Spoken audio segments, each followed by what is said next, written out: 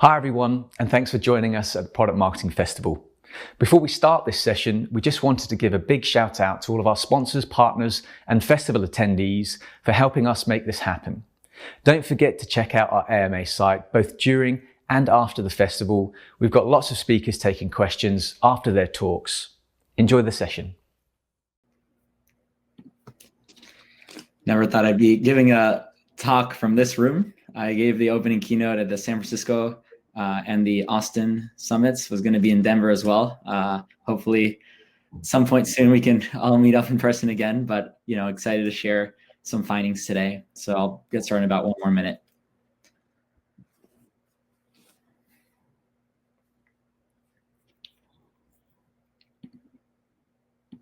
Awesome. All right. So, hey everyone, I'm Martin McGinnis, and for the last 3 years or so, I've been leading global marketing for Flutter at Google. It been a very interesting journey. When I joined, it was a very, very small team, early alpha, typical Google, kind of still figuring it out what the technology really can be used for across the board. And then in the last 3 years, it's become the world's one of the world's most powerful developer tools. LinkedIn recently ranked it the #1 fastest growing skill among engineers. So over 2 million developers worldwide using it. And so my hope today is to share a little bit of that journey with really the focus on the learnings and insights so that other marketers alike can benefit, as well as I've been listening to some of your other sessions on this incredible summit, and it's been really fun to learn from other marketers. And I see all of your comments. I'd love to see everyone from all over the world saying hello. Very nice to see all of you. So I guess, when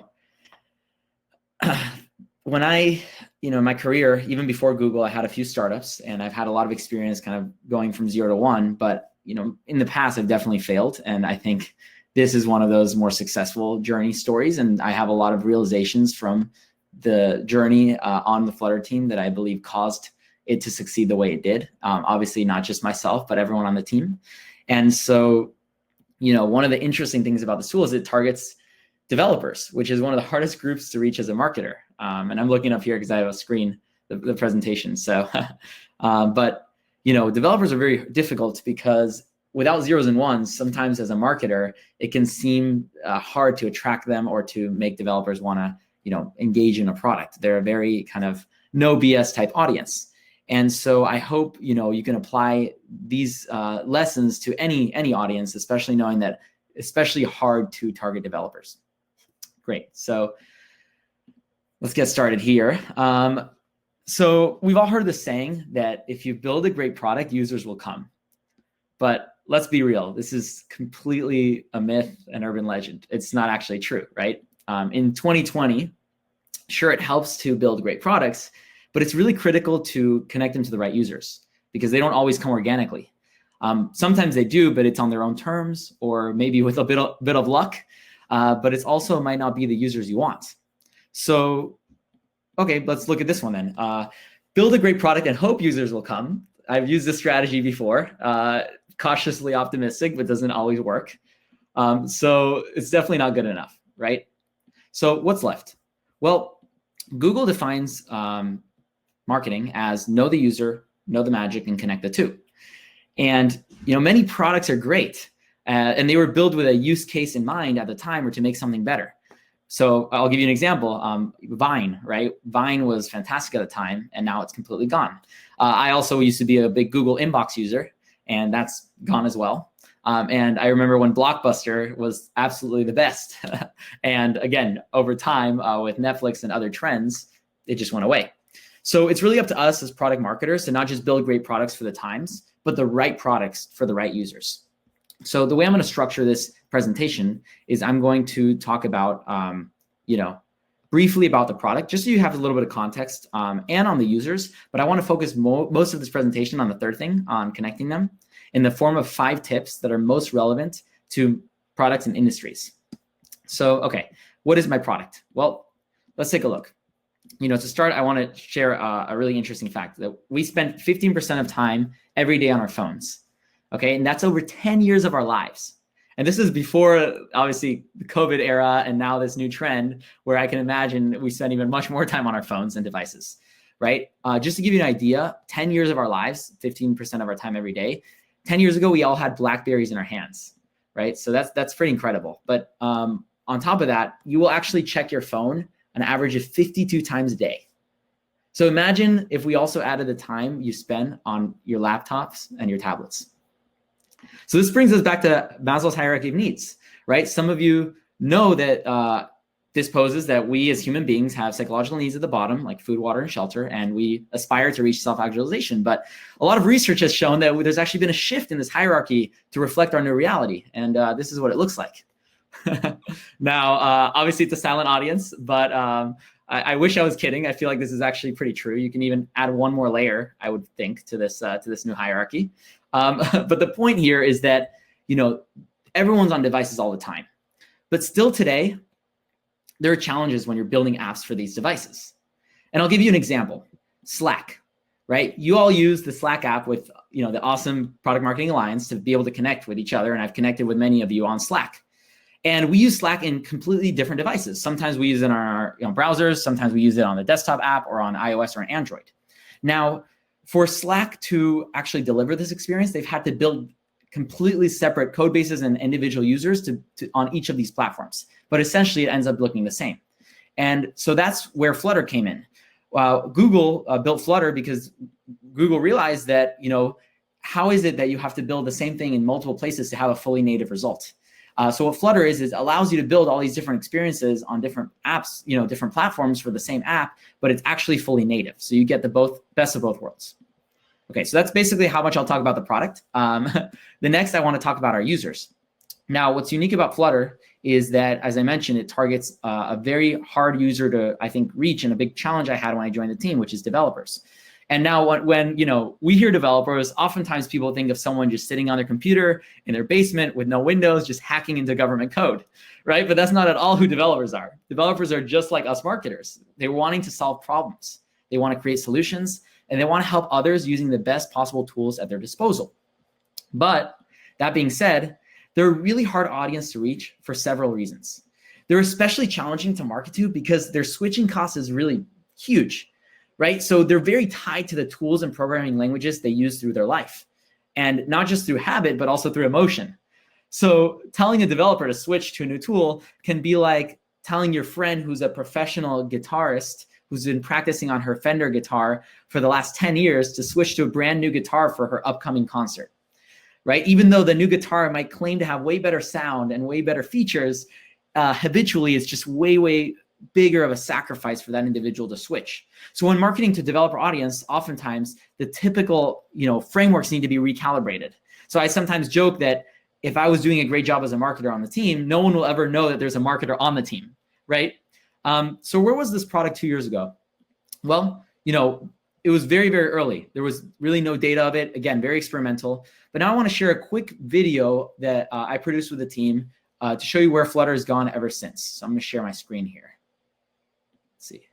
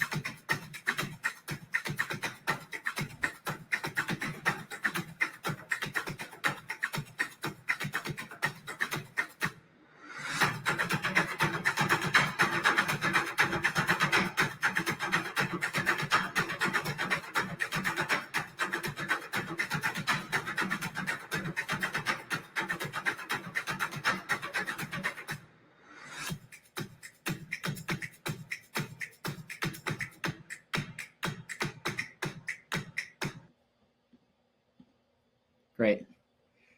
There's the slides again.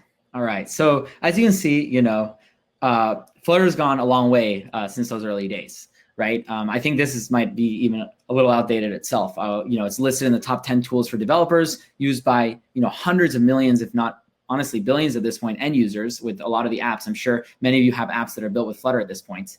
And you can see a few example brands here that are currently using Flutter. So let's get to the interesting part now, which is the connection piece, right? How did we get here? You now know the product, Flutter, and you see the users, developers. But how do we connect the two? How do we connect the product with one of the toughest audiences to reach? It's really simple, actually. It's just 2 steps, like drawing an owl. So step 1, you draw some circles, and step 2, you draw the rest of the owl. Clearly what matters is in the details in between. So for the rest of this presentation, I'm going to talk about how to go from the circles to the owl. And that's things like this question. Thinking about how to increase global awareness and usage of Flutter and lightning speed.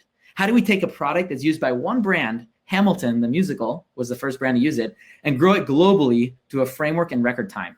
And I'm sure many of you can replace this blue word right here with a product or campaign you're working on and still relate to it. So for the rest of the presentation, I'm going to talk about 5 specific ways that we went from the circles to the owl, from 0 to 1. The first is to focus on the non-sexy. Now, oftentimes we're tempted as marketers to make very elaborate decks or go-to-market strategies with, let's say, 10 prog plants. And of course, it's really important to be very substantial and detailed on global products. But it's also critical to lay out the groundwork first, because I would say around 90% of good marketing is not the sexy things, right? It's not the large brand campaigns, but rather the non-obvious ones, like the clear and simple messaging. So getting the fundamentals right is absolutely key, regardless of how quickly you want to grow and scale. So when I joined the team, Flutter was already a very sophisticated alpha state. Google Ads had already used it to build their app, but there was no clear descriptor, no clear indicator of what Flutter really is. So I made one in the form of an animation video. It was very, very, DIY. I put it together myself, couple weeks, hired an illustrator and did the voiceover myself, right? It was a very scrappy. I'm not a professional voiceover actor or, radio host. And so, again, very scrappy product, and it was less than 2 minutes long. But it was the first time we actually explained what Flutter really was at a high level. And how did it do? Well, I think it actually almost has 2 million views. You can look it up, introducing Flutter, which is 15% of the entire global mobile developer population. These are all organic views. We didn't run any ads on it. And it was the most viewed video of all time for that Google developer channel 2 years ago. So it did better at the time than the Google I/O annual keynote in views on that channel. Of course, it helped to have the Google brand behind it. If it was on my personal channel, I promise you that would be probably 1.6 views, not million. But the point here is that the videos actually end up being used everywhere. It was embedded in different articles. We saw graphics from the video being used in existing articles, and it was like giving away a free brand book to the global community. So not only was this a very concise way to explain the value proposition and kind of keep everyone in the world, on the same tone and brand, but also it was a way to give away like this free brand book. And I think a key part of it was also the short form. So in today's world with TikTok and Snapchat and Instagram, I mean, even this chat, maybe you're multitasking right now, or, our attention span as human beings is becoming shorter and shorter. So it's really important to keep things concise as you can. Okay, so the second one is to curate for the 99%. Now, most people that use your product you will not meet in person, especially now with this terrible pandemic and kind of this new normal. It's going to be a lot harder to interact with people in person during events and conferences. And so many, even before this whole new world, as Google, many times we'd have these conferences, but I would say 99% of the developers using Flutter would not be able to attend. So let me share an example of how we ended up curating for them, which I think is especially helpful in today's new reality. In December, so about 4 or 5 months ago, 6 now, crazy, we had a conference called Flutter Interact, which is our one big conference of the year where we have our largest announcements about Flutter. And the venue itself fit about 250 guests. But that is less than 0.01% of all the people we wanted to reach. And so what we did is we actually engaged developers and really told them to host their own viewing parties to watch the event live together around the world. So there ended up being around 550 viewing parties in over 100 different countries. And this extended the conference to tens of thousands of developers because many of them would get together and be able to watch it and also discuss it in their own means. Just to put it in perspective, for every actual attendee at the live event, there were 2.41 viewing parties, right? So this really curated the event itself for the virtual attendee. Not only that, but we also made the content for them as well. So we had a pre-show beforehand with exclusive interview content that only people tuning in live online would be able to access. So those in the venue couldn't even see. And not only that, but we had a post show right after where we went live with hashtag AskFlutter. So as soon as the keynote ended, that helped retain a lot of users, because just like when this ends, I can take some live questions as well. It's a good way to be able to kind of have that retention factor. One more example is at Google I/O, our largest annual conference. Now, there's a video that I created called Flutter On Site, where I went around and actually interviewed individuals in the venue talking about what it's like to be there. And our team had worked so hard to create the booth, to create the showcase area, all these things that just get completely taken down about 3 days after the conference ends forever. But now if you Google the Flutter On-Site video, you'll see me kind of walking around the venue and actually showing what's happening, which is a way to retain that moment for anyone virtually, which again, I think in this new normal will be very, very important to do. I actually did this as well last year at the Shanghai Google Developer Conference as well. The third is to provide the rod and not the fish. Now, to talk about this one, I want to talk about a challenge we did called Flutter Create, which was a developer coding challenge that had people make something using less than 5 kilobytes of dark code, which is very, very little. That's less than half a second of an MP3 file, to put it in perspective. But even given that big constraint, I want to show you a brief video of what the developers were able to make.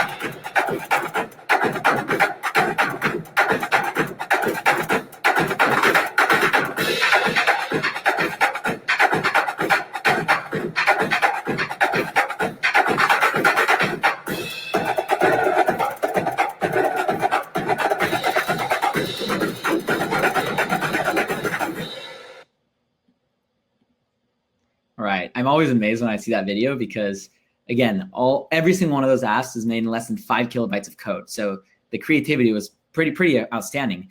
But the insight here about providing the rod and not the fish is that, we had over 750 submissions across 60 different countries. And this had other benefits too. Like we converted some of these to run on the web because Flutter also runs on the web. So it became a demo of samples of doing that. Someone had tweeted that this turned into their full-time job once their app was released. Someone else actually, the piano one, they made a whole tutorial, a code lab on how others can code it themselves. So it was a free lesson.